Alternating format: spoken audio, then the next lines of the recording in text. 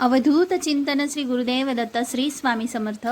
लवकरच सर्वपित्री अमावस्या येत आहे, तर पितृपक्षाला हिंदू धर्मामध्ये विशेष महत्त्व आहे।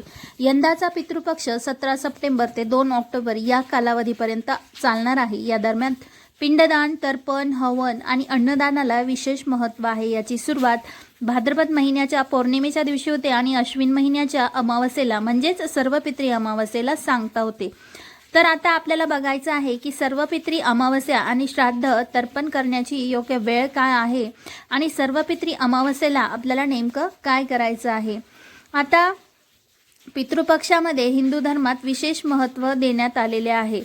आता या पंधरवाड्यामध्ये नागरिक दिवंगत पितरांच्या आत्म्याच्या शांतीसाठी श्राद्ध तर्पण विधी करतात, ज्यामध्ये कुत्रा, गाय आणि कावळा यांना विविध खाद्यपदार्थ खाऊ घालण्याची प्रथा आहे। त्यांना खाऊ घालण्यात आलेले पदार्थ पितरांपर्यंत पोहोचतात आणि त्यांच्या आत्म्याची तृप्ती होऊन त्यांना शांती मिळते, असा समज आहे। पितरांच्या मृत्यूतिथीनुसार श्राद्धकर्म करण्यात येते। जर एखाद्या पितराची मृत्यूतिथी माहीत नसली तर सर्वपित्री अमावस्येला सर्व पितरांचं श्राद्ध आपण करू शकतो। मृत्यूनंतर जर पितरांचे नियमानुसार श्राद्धकर्म झालेले नाही तर त्यांच्या आत्म्याला शांती मिळत नाही, असा समज आहे।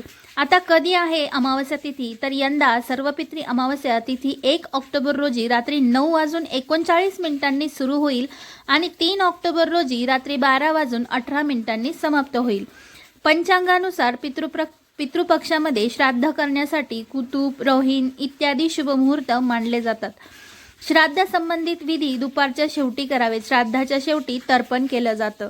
आता आपण नेमकं काय करावं, तर बघा, पूर्वजांच्या इच्छानुसार दान करा। या काळामध्ये गाईला दान केलं पाहिजे। त्यानंतर तूप, चांदी, पैसा, फळ, मीठ, तीळ, कपडे किंवा गुळाचे दान करावे। या दानाचा संकल्प केल्यानंतर आपल्या ब्राह्मणाला द्यावे। श्राद्ध काळामध्ये हे दान तिथीनुसार करावे। असं केलं तर पितरांचा आशीर्वाद प्राप्त होतो, अशी मान्यता आहे। म्हणजेच काय, तर बघा, याचं नेमकं आपल्याला काय करायचं आहे, तर पूर्ण जो पितृपक्ष आहे या पितृपक्षामध्ये आपल्या पितरांची तिथी आपल्याला माहीत नसते किंवा माहिती असली तरीसुद्धा आपण काही कारणाने जर आपण काही करू शकलो नाही तर सर्वपित्री अमावस्येला आपल्याला त्यांना जेवण बनवायचं आहे, नैवेद्य ठेवायचं आहे आणि या सर्वपित्री अमावस्येला पितरांच्या आत्म्याच्या शांतीसाठी आपण गोरगरिबांना दान करायचे आहे। यथाशक्ती तुम्हाला जसं जमेल तसं साध्या सिंपल पद्धतीने ज्यांना गरज आहे अशा लोकांना तुम्हाला कपडे किंवा काहीही खाण्याचे पदार्थ अन्नदान तुम्ही केलं तरीही चालणार आहे। यामुळे आपल्या पितरांच्या आत्म्याला शांती मिळणार आहे। म्हणून सर्वपित्री अमावस्येला आपल्याला दानधर्म करायचे आहे। त्याच पद्धतीने सर्वपित्री अमावस्येला काही उपाय आपल्याला करायचे आहे।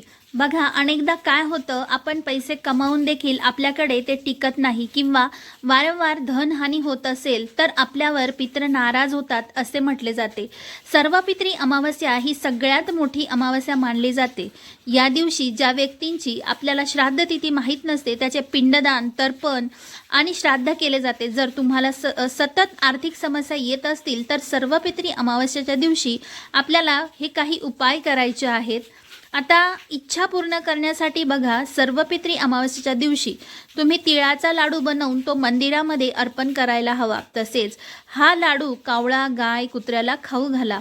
तसेच हा लाडू अर्पण करताना तुमच्या मनातली इच्छा त्या ठिकाणी सांगायची आहे। असे केल्याने तुमच्या अनेक दिवसांपासून न होणाऱ्या इच्छा देखील पूर्ण होतील, तसेच पितरांचा आशीर्वाद देखील तुम्हाला मिळणार आहे। दुसरी महत्त्वाची गोष्ट म्हणजे दुसरा उपाय, वास्तुशास्त्रानुसार ईशान्य दिशा ही पवित्र मानण्यात आली आहे। हे देवतांचे स्थान मानले जाते। या काळामध्ये पितरांची पूजा करून त्यांचे स्मरण करावे आणि घरामध्ये सकारात्मकता टिकवून ठेवण्यासाठी या दिशेला दिवा लावायचा आहे। असे केल्याने देखील आपल्या घरामध्ये सुख समृद्धी नांदते, घरामध्ये पैसा येतो आणि आर्थिक स्थिती ही मजबूत होत असते। आर्थिक चणचण कमी करण्यासाठी तुम्हाला हा तिसरा उपाय करायचा आहे। म्हणजेच सर्वपित्री अमावस्या ही पूर्वजांचे स्मरण आणि त्यांना श्रद्धांजली अर्पण करण्यासाठी असते। या दिवशी पूजा आणि दान केल्याने आपल्याला फलप्राप्ती होते। यावेळी तुम्ही लक्ष्मी देवीसमोर तुपाचा दिवा लावा आणि लक्ष्मी मंत्राचा 108 वेळेस जप करा। यामुळे आर्थिक संकटातून मुक्ती होईल आणि सर्व पितृ अमावस्येच्या दिवशी तुळशीच्या माळेचा 21 वेळा तुम्हाला जप करायचा आहे। सर्व पितृ अमावस्येला हे काही उपाय केल्यामुळे आपल्याला सुख, शांती आणि समृद्धी लाभते। तसेच आपल्या घरामध्ये ज्या काही अनेक घटना घडत असतात की ज्या व्हायला नको ते सुद्धा होणं बंद होऊन जातं, म्हणजे खूप कमी होऊन जातं, कारण की पितरांचा आशीर्वाद आपल्याला मिळालेला असतो। तर या काही गोष्टी करायच्या आहेत आणि उपाय तुम्हाला करायचे आहेत। सर्व पितृ अमावस्येला हे उपाय तुम्हाला करायचे आहे। आशा व्यक्त करते की तुम्हाला कळालं असेल की सर्व पितृ अमावस्या तुम्हाला नेमकं काय करायचं आहे। व्हिडिओ आवडला असेल तर आपल्या चॅनलला सबस्क्राईब करा। पुन्हा भेटूया नवीन व्हिडिओसोबत। तोपर्यंत सर्वांना श्री स्वामी समर्थ।